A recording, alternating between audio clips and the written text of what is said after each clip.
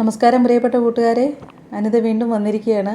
ഇന്നത്തെ സംസാര വിഷയം മറ്റൊന്നുമല്ല, ഇപ്പോൾ കത്തിജ്വലിച്ചുകൊണ്ടിരിക്കുന്ന ഡി എൻ എ എന്ന് പറയുന്ന വിഷയത്തെക്കുറിച്ച് സംസാരിക്കാനാണ് വന്നിരിക്കുന്നത്. ആര് പറഞ്ഞായിരിക്കും എന്ന് ഊഹിക്കാൻ പറ്റുന്നുണ്ടല്ലോ അല്ലേ? കോഫി വിത്ത് അരുൺ എന്നുള്ളൊരു റിപ്പോർട്ടഡ് ചാനലിലെ ഒരു പ്രോഗ്രാമിൽ വേടൻ പങ്കുവച്ച കുറേ ജീവിതാനുഭവങ്ങളുടെ കൂട്ടത്തിൽ അദ്ദേഹത്തിൻ്റെ വായിൽ നിന്ന് വീണു പോയ DNA എന്നൊരു വാക്ക്, ആ വാക്ക് ഇപ്പോൾ പല ചാനലുകളും അല്ലെങ്കിൽ പല പ്രമുഖന്മാരും ഒക്കെ അത് കയ്യിലിട്ട് അമ്മാനമാടിക്കൊണ്ടിരിക്കുന്ന വിഷയമാണ് ഡി എൻ എ എന്നുള്ള ഒരൊറ്റ വാക്കുകൊണ്ട് തന്നെ ഒരു ഭിന്നിപ്പുണ്ടാക്കാനുള്ള ശ്രമം.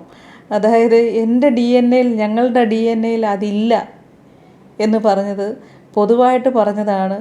അതുകൊണ്ട് താഴ്ന്ന ജാതിക്കാർക്കോ അല്ലെങ്കിൽ പിന്നോക്ക അവസ്ഥയുള്ളവർക്കാർക്കും DNA-യിൽ അതില്ല എന്നാണ് ഇപ്പോൾ പറഞ്ഞു വയ്ക്കുന്നത്.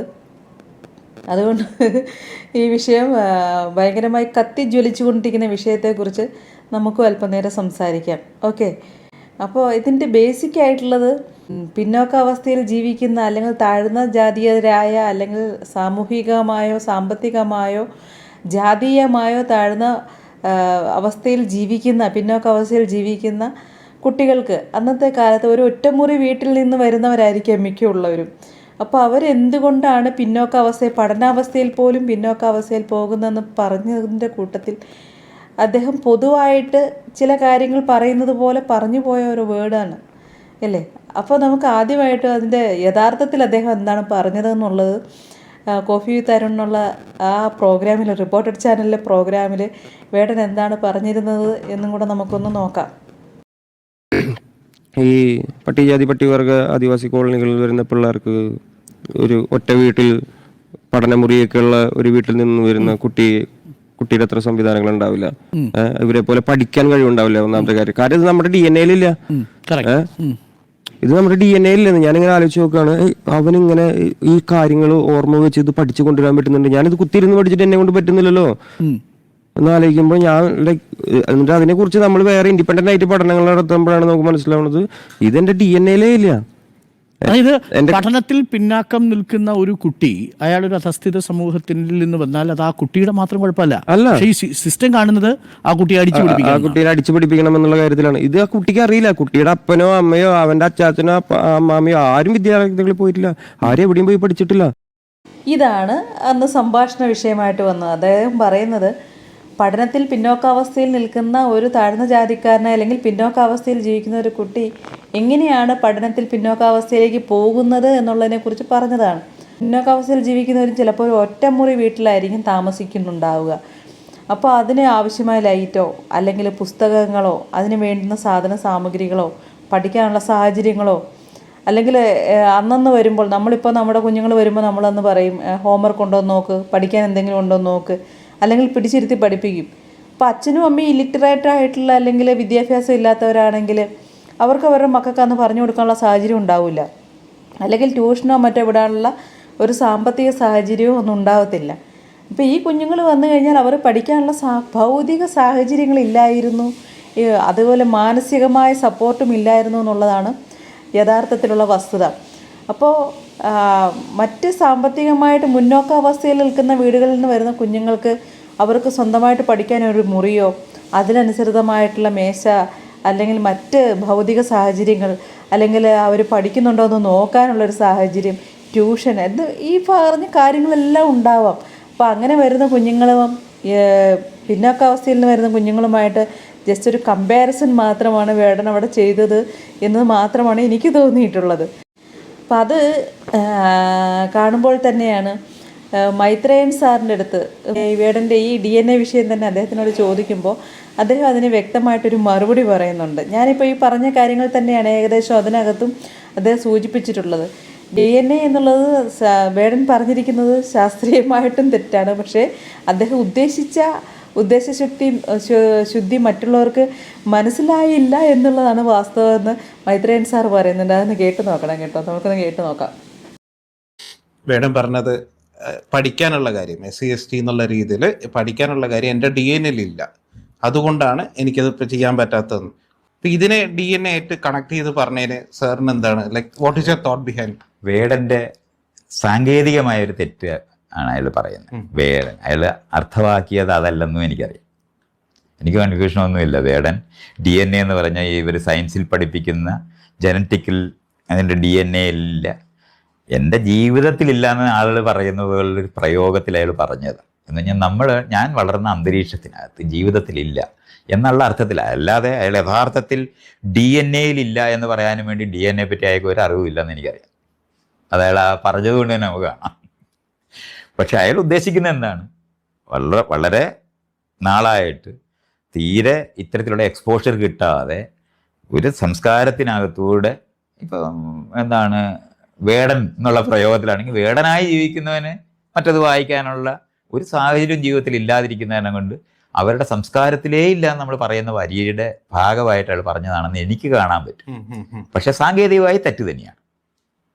നമ്മൾ DNA എന്നുള്ള വാക്കിന്റെ അർത്ഥത്തിലാണ് അത് ഉപയോഗിച്ചിരിക്കുന്നത്. ഉള്ളതുകൊണ്ട് ഉദ്ദേശിച്ചത് അർത്ഥം ആസ് സിമ്പിൾ ആസ് ദാറ്റ് അത് എനിക്ക് കാണാൻ പറ്റും. കാരണം അയാൾക്ക് DNA-യിൽ ഇല്ല എന്ന് അയാൾ പറയുമ്പം അത് തന്നെയാണ് അയാളുടെ ശരി. കാര്യം DNA എന്താണെന്ന് അയാൾക്ക് അറിഞ്ഞുകൂടാന്ന് തന്നെ അയാൾ പറഞ്ഞുകൊണ്ടിരിക്കുന്നത്. വേടനെ DNA അറിയാമായിരുന്നെങ്കിൽ വേടൻ അങ്ങനെ ആകത്തില്ലല്ലോ. അപ്പോൾ അത് അയാൾ പറയുന്നതിനകത്തെ ശരി നമുക്ക് തിരിച്ചറിയേണ്ടതാണ്. നമ്മളെല്ലാവരും കാണാറില്ലേ, ആളുകൾ ഉദ്ദേശിച്ചത് അതാണ്, പക്ഷെ പറഞ്ഞപ്പോൾ ഇതാണ് പറഞ്ഞത്. ഇത് സാങ്കേതികമായി തെറ്റാണെന്നുള്ള കാര്യം ആർക്കും കാണാം. അത്രേ അർത്ഥമേ ഉള്ളൂ. അതാണ് മൈത്രേയൻ സാർ പറഞ്ഞത് തന്നെയാണ് സത്യം. സാങ്കേതികമായ തെറ്റാണ്.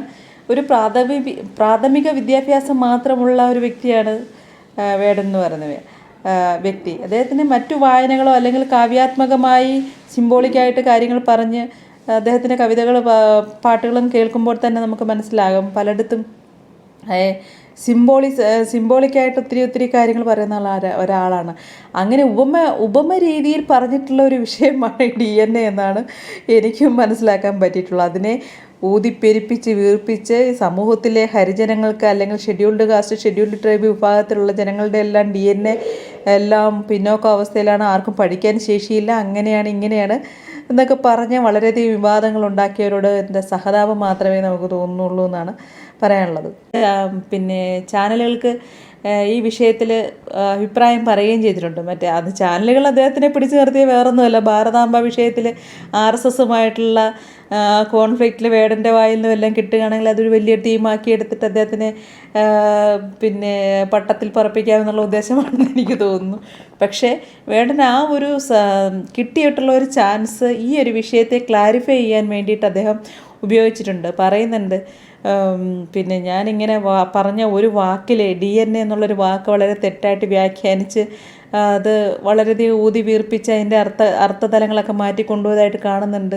അത് വെച്ചിട്ട് ജാതിക്കാരുടെ ഇറക്കിയതായിട്ടും അതുപോലെ തന്നെ താഴ്ന്ന ജാതീയ അവസ്ഥയിൽ കിടക്കുന്ന ആളുകളെല്ലാം അടച്ചാക്ഷേപിക്കുന്ന രീതിയിലുള്ള തരത്തിലുള്ള ഒരു സമീപനമാണ് പല മാധ്യമങ്ങളുടെയും അല്ലെങ്കിൽ പല ഉന്നത കുലജാതരുടെയും ഭാഗത്തുനിന്നും ഉണ്ടായിട്ടുള്ളത്. അപ്പോൾ അതിന് അദ്ദേഹം വ്യക്തമായിട്ടൊരു ക്ലാരിഫിക്കേഷൻ വിശദമാക്കിയിട്ടുണ്ട്. അതിനകത്ത് തന്നെ പറയുന്നുണ്ട്, ഞാൻ ഒരിടത്ത് പോലും ഞാൻ ജാതി എന്നുള്ള ഒരു കാര്യം ഉയർത്തി പറഞ്ഞിട്ടില്ല.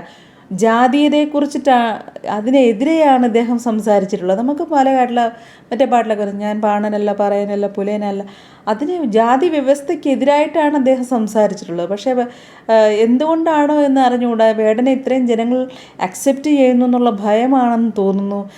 വേടൻ ജാതിക്കാരുടെ ഇറക്കുകയാണ് അല്ലെങ്കിൽ അങ്ങനെയാണ് ഇങ്ങനെയാണെന്നൊക്കെ പറഞ്ഞ് വളരെ വിവാദങ്ങൾ ഉണ്ടാക്കാൻ ശ്രമിക്കുന്നത്. എന്തായാലും ഈ ഒരു DNA വിഷയത്തിൽ വേടൻ എന്താണ് പ്രതികരിച്ചിരിക്കുന്നതെന്ന് നമുക്ക് കേട്ട് നോക്കാം. എനിക്കൊരു കാര്യം പറയാനുള്ളത് എന്താണെന്ന് വെച്ച് കഴിഞ്ഞാൽ, ഒരു DNA ഇഷ്യൂവിനെ കുറിച്ചൊക്കെ ഭയങ്കരമായിട്ട് ചർച്ച പോകണമെന്നൊക്കെ കണ്ടു.